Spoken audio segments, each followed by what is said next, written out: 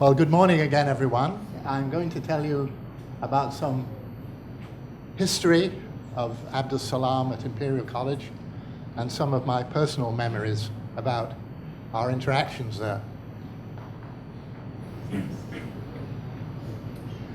Salam was born in what is now Pakistan in '76 in what he also himself describes as humble surroundings. In fact, "I am a humble man" was something of a catchphrase for Salam, which he would use when anybody ever tried to make an explanation in physics more complicated than necessary. He attended the government college in Lahore and left for Cambridge in 1946, completing his PhD in '52. He was much influenced at that time by Dirac, someone for whom he had the most profound respect. And after a brief period back in Pakistan, he was appointed lecturer in Cambridge in 1954.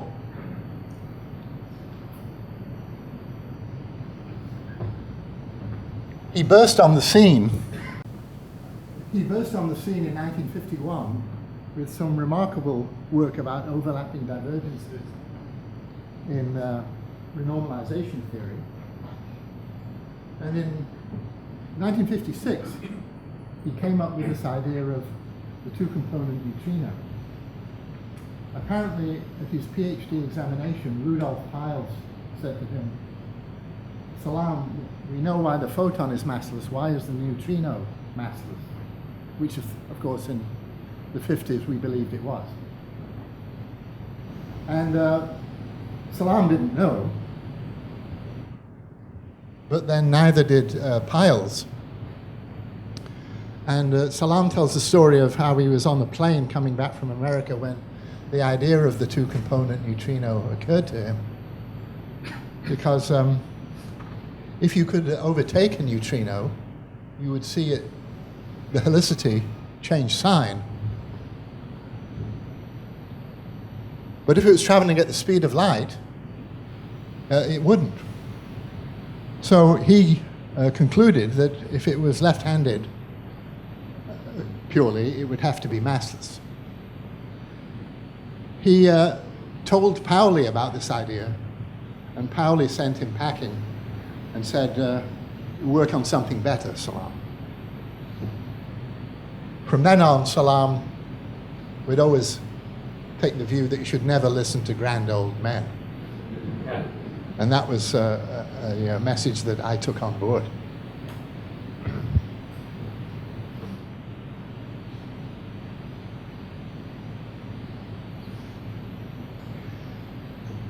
It was Hans Bethe who persuaded Lord Blackett, Patrick Blackett, to urge Salam to move from Cambridge to Imperial College.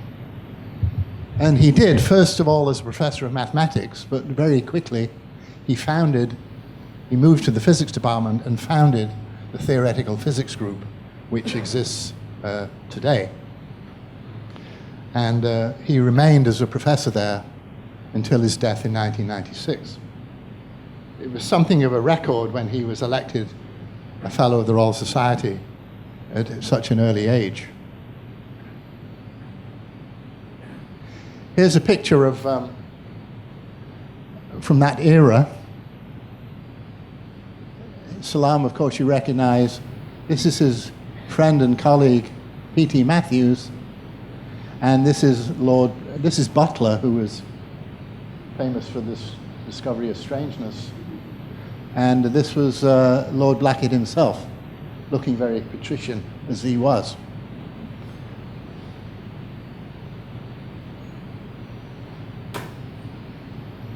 Here's a copy of the program for his inaugural lecture, which was on elementary particles. And there's an audio tape of it, which it would be nice if you could get hold of it. It's quite interesting to listen to.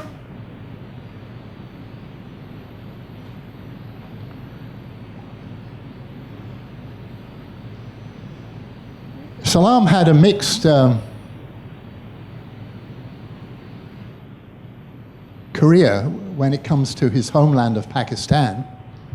He was one of its most famous nationals, and yet did not enjoy, perhaps, the due that was due to him. And yet Ayub Khan said that his attainments in the field of science at such a young age are a source of pride and inspiration for us. Now, Salam's father never wanted him to become a scientist. He wanted him to become a civil servant, because in those days that was the pinnacle of success in that community. So when Salam became chief scientific advisor to the president of Pakistan, he was able to say to his father, "At last, father, I'm a civil servant."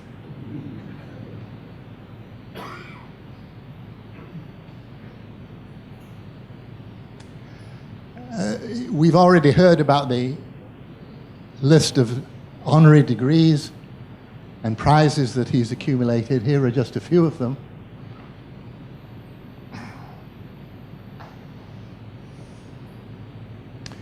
And here's a picture of the theoretical physics group that Salam founded, and which I think I'm fair in saying has achieved international acclaim over the years. I'm not sure if we can recognize any of these faces. Let me see. Well, here's Salam and Matthews. Here's Tom Kibble, who unfortunately is recovering from surgery, but otherwise would have been here, I think. That's John Charap, Ray Streeter, Ray Rivers. I don't think, Bob, you're on that picture, are you? No. You're theirs? Anyone else?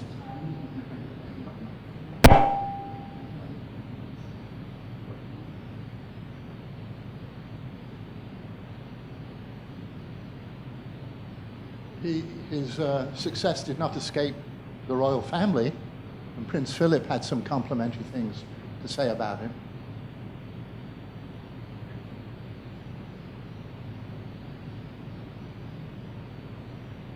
So let me say a little bit about the physics.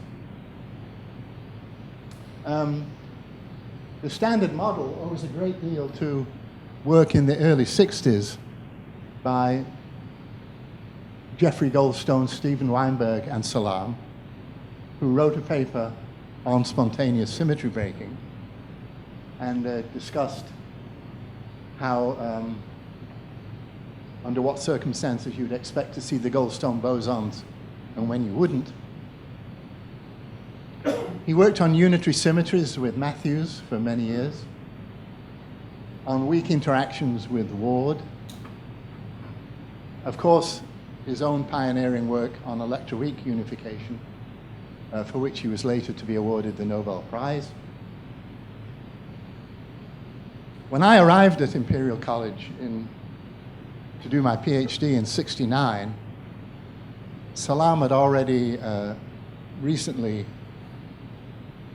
written the work that was going to win him the Nobel Prize in electroweak unification. But it was about that time that he turned his attention to gravity, the gravitational force. Because prior to that time, the gravity enthusiasts and the particle physics enthusiasts lived in different parallel universes, not really talking to one another. And it was about this time that he started working on quantum gravity, and Bob Del Borgo and Chris Isham were his collaborators. And it was at this time that he interested myself in the quantum theory of gravity. And I might just, since it's topical, I might just mention something about quantum gravity and experiment. The moment you go from the strong, weak, and electromagnetic forces, which had enjoyed a very close relationship with experiment over the years, to the quantum gravitational force, you enter a new realm. Gravity, after all, is 40 orders of magnitude weaker than the other forces. So when Salam offered me the opportunity to work on quantum gravity, I knew, and everyone else knew, I probably wouldn't be knocking on the doors of the experimentalists anytime soon. It was going to be a long-term project, and possibly what experimental evidence there might be could only be very indirect. So this was the dilemma we were facing in 1969. Work on strong, weak, and electromagnetic forces where the data is likely to be coming in, or work on quantum gravity where data is going to be very sparse, if not non-existent, for many years to come. Now, I chose to do quantum gravity. I did so with my eyes wide open because I thought it was one of the most fascinating unsolved problems in science, to try and find a unified theory of all the forces, including gravity.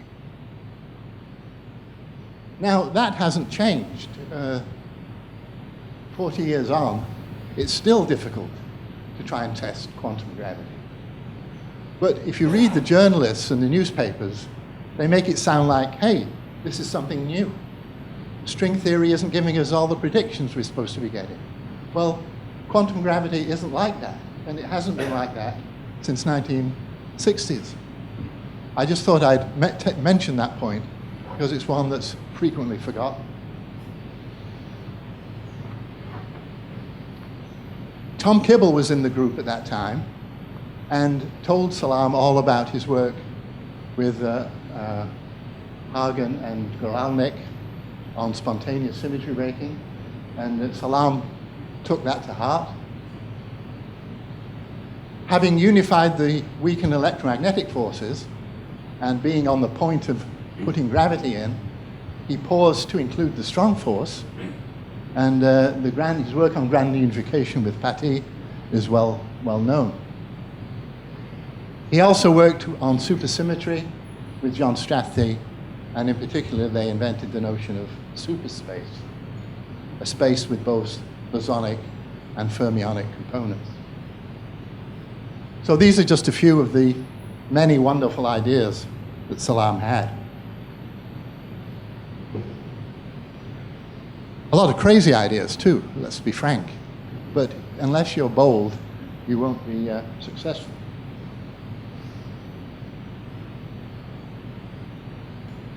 So I was a PhD student from 69 to 72. Being a student of someone so brimming with ideas and so cosmopolitan as Salam was something of a mixed blessing, on the other hand. He would disappear for weeks on end, and when he came back, he'd say to you, so how are you getting on?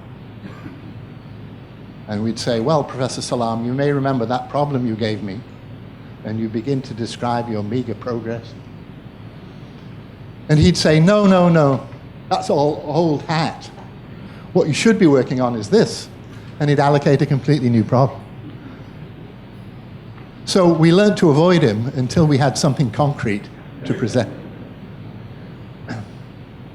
So during those years, the person who I would turn to for help was Chris Isham, who again, through ill health, cannot be with us here today.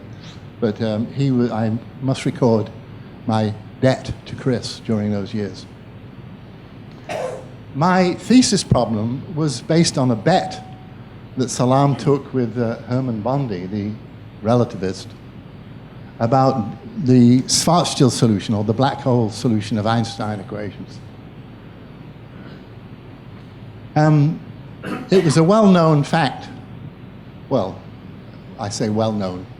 Many people knew that in quantum field theory, you recovered the classical solutions by looking at Feynman diagrams with no loops, the so-called tree diagrams. Those are the diagrams that give you the h-bar going to zero limit of the quantum theory. And Salam said to Bondi, we can generate the black hole solution using Feynman diagrams that way.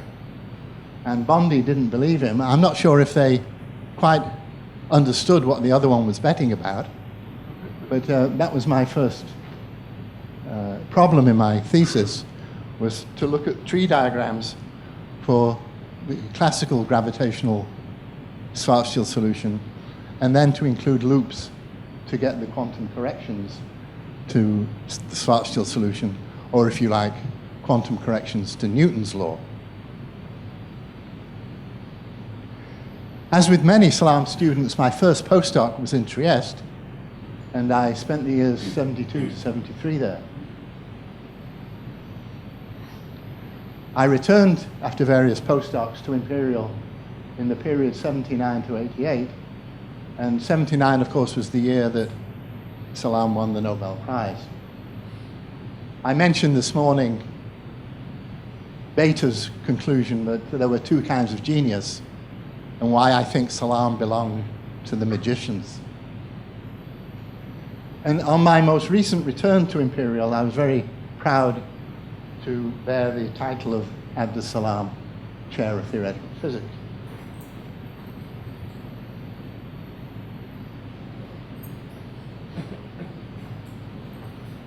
In an article in New Scientist, the phrase cultural amphibian was coined, which I think is a very apposite one for Salam. He has the heart of a poet and the mind of a scientist.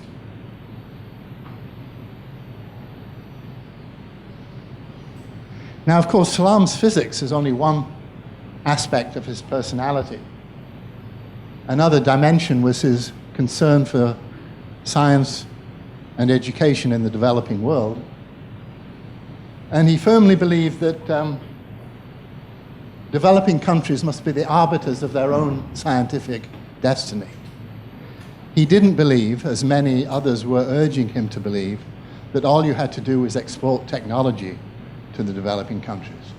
Salam believed in cultivating an intellectual elite, and that was part of his idea with the International Center for Theoretical Physics.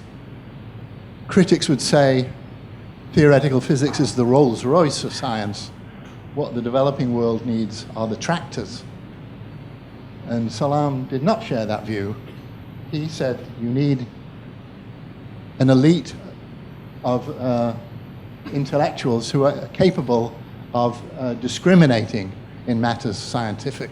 And without that, they will never go forward.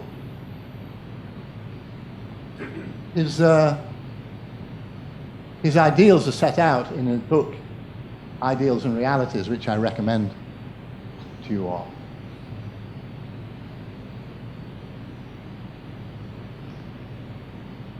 Another fond memory are the spring schools on supergravity in Trieste. Here's one from 1984. A lot of the usual suspects can be seen in the front row. Perhaps you can pick out other faces.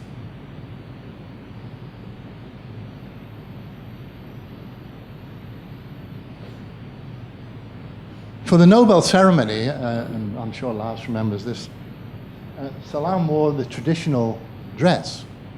So he looked like he'd stepped out of the pages of the Arabian Nights with his scimitar, curly shoes, jeweled turban. His motive was, I'm sure, a pure one to represent his traditional dress, but it had the spin-off of upstaging Weinberg and Glasgow, which I can't help thinking he also enjoyed.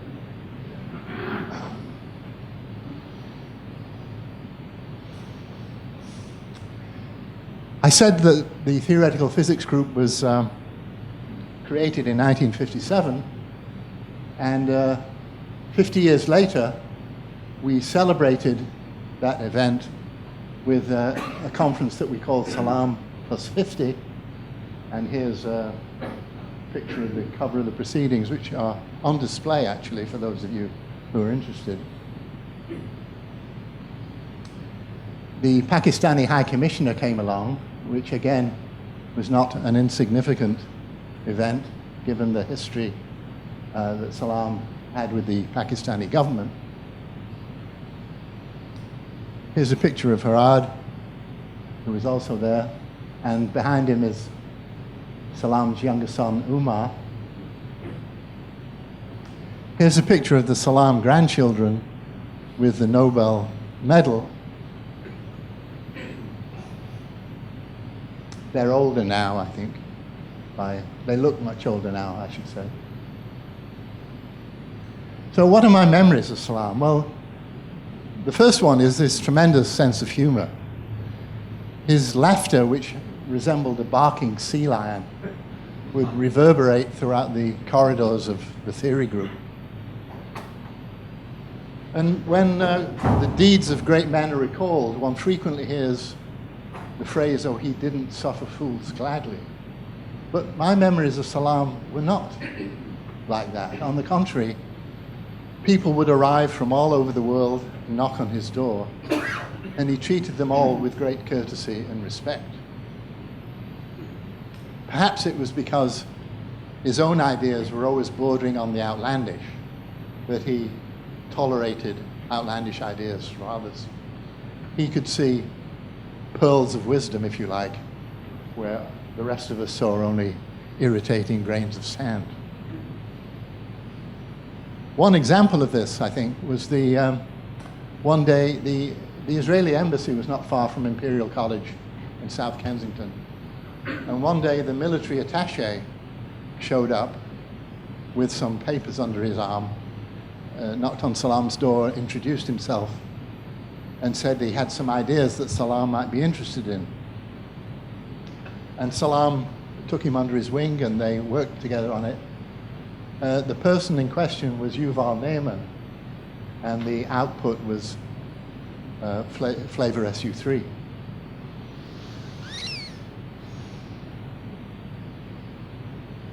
In theoretical physics, I think it's fair to say we're an honest bunch. Occasions when people go outside that framework are almost unheard of. But we're still human, and we like to present our results in the best possible light. And I remember a student approaching Professor Salam, saying, "Professor Salam, I've done these calculations which bear out everything I've been telling you so far. But I've also done these other calculations which don't quite seem to fit. Should I include them in the paper at the risk of putting the reader off?" And Salam responded with what I think ought to be recorded in the Oxford Dictionary of Quotations. He said, "When all else fails, you can always tell the truth." So that brings me to my end of my reminiscences. Looking through my photo albums, I came across one that I'm quite fond of, which is Salam giving a younger version of me a slap on the back in Trieste.